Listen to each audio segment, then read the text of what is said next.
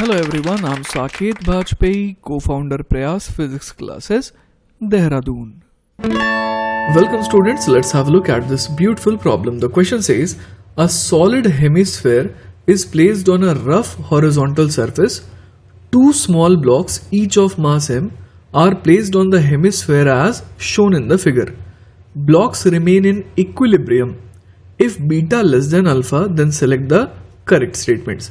First option is contact force on A is greater than contact force on B. The force of friction on hemisphere from ground is towards left. Third option is the torque on hemisphere due to normal from ground about O is mgr into sin beta minus sin alpha. And the fourth option is the torque on hemisphere due to normal from ground about O is 0. तो देखिए बच्चों, यहाँ पर हम लोग देख पा रहे हैं कि ये जो हेमिस्फेयर है ना, ये रफ सरफेस पे इस तरीके से रखा हुआ है ना। ये जो सरफेस है ये कैसी है, रफ है। अब यहाँ पर हम लोग देख पा रहे हैं दो ब्लॉक्स भी रखे हुए हैं इसके ऊपर, है ना, और दोनों का ही मास कितना दे रखा है बच्चों, तो दोनों का ही मास अब देख पा रहे हैं कि m दे रखा है। ठीक है, इसके अलावा बच्चों हमारे को ये बताया गया है कि ये जो पूरा का पूरा सिस्टम है वो इक्विलिब्रियम में है।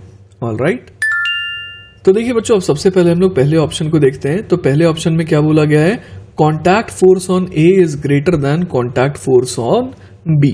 ठीक है, तो देखिए बच्चों, अगर हम लोग एफबीडी बनाएं इस ए वाले ब्लॉक का, तो इस पर हम लोग कह पा रहे हैं कि इस पे नीचे की तरफ लगेगा mg। क्लियर है।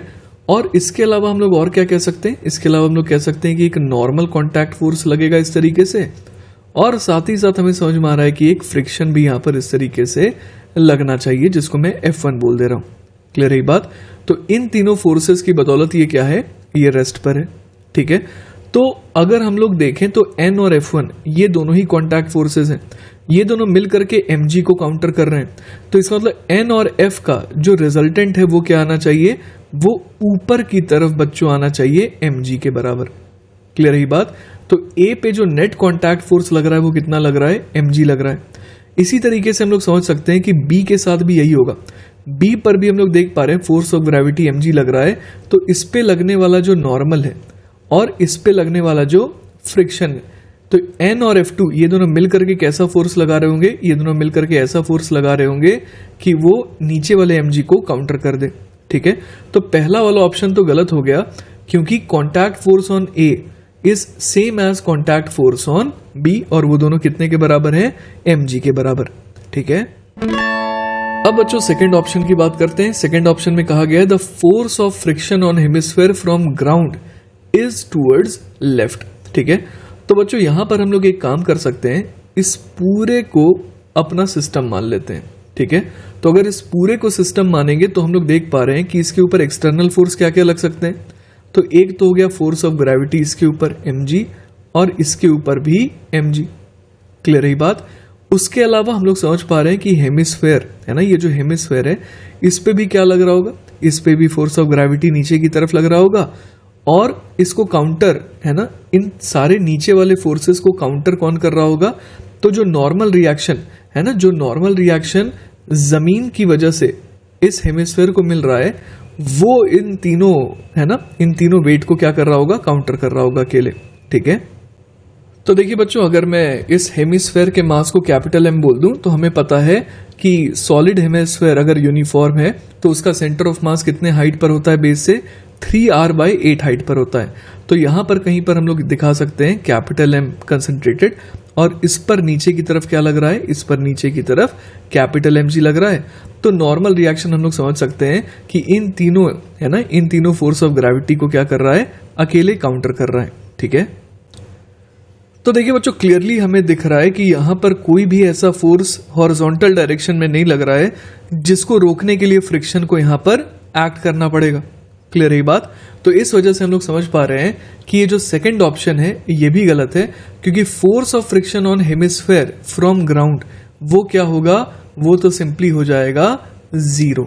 ठीक है, अब देखिए बच्चों, हमारे को ये सोचना है कि नॉर्मल रिएक्शन इस हेमिस्फेयर पे जो जमीन के द्वारा लग रहा है वो किस जगह पर लग रहा है।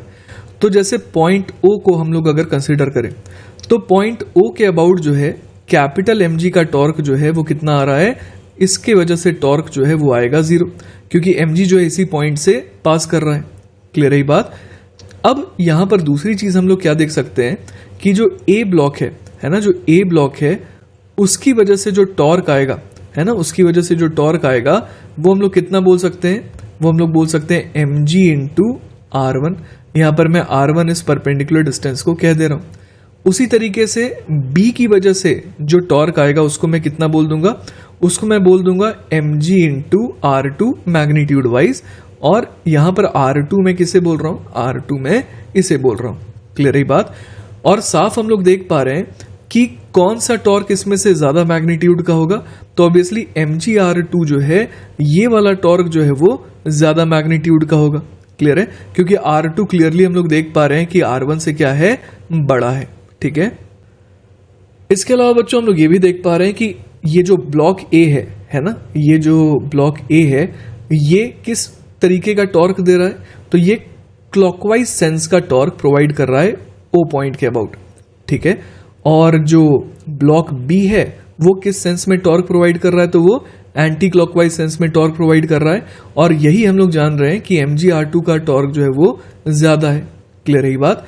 तो ओवरऑल हम लोग समझ पा रहे हैं कि कौन सा टॉर्क अभी है ना ज्यादा है, तो mg r2 का टॉर्क ज्यादा है, और वो किस सेंस में है, वो है एंटी क्लॉकवाइज सेंस में। ठीक है।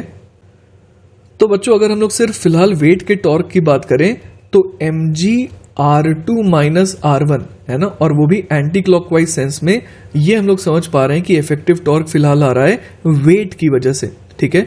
और इसे ही काउंटर किसे करना पड़ेगा, जमीन से लगने वाले नॉर्मल रिएक्शन के टॉर्क को। क्लियर है।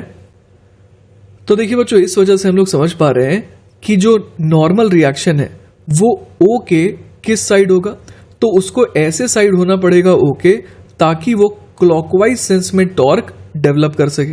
क्लियर है बात। तो हम लोग समझ पा रहे हैं कि O के लेफ्ट साइड में कहीं पर नॉर्मल रिएक्शन को होना पड़ेगा। क्लियर है। तो बच्चों नॉर्मल के इधर आने से हम लोग समझ पा रहे हैं कि O पॉइंट के अबाउट एक क्लॉकवाइज टॉर्क आएगा जो mg into r2 minus r1 इस टॉर्क को क्या कर देगा, बैलेंस कर देगा। क्लियर है बात। साथ ही साथ हम लोग ये भी कह सकते हैं कि नॉर्मल की वैल्यू वैसे कितनी हो जाएगी, तो वो हो जाएगी small mg plus capital mg plus small mg के बराबर। ठीक है। तो देखिए बच्चों हम लोग यहां पर लिख सकते हैं torque due to normal should be equal to किसके मैग्नीट्यूड के, तो जो मैग्नीट्यूड ऑफ टॉर्क आ रहा है इन वेट्स की वजह से। ठीक है। तो यहां पर हम लोग बोल देंगे mg into r2 minus r1। Clear है बात। अब r2 और r1 की हम लोग यहां पर वैल्यू पुट कर देंगे। ठीक है।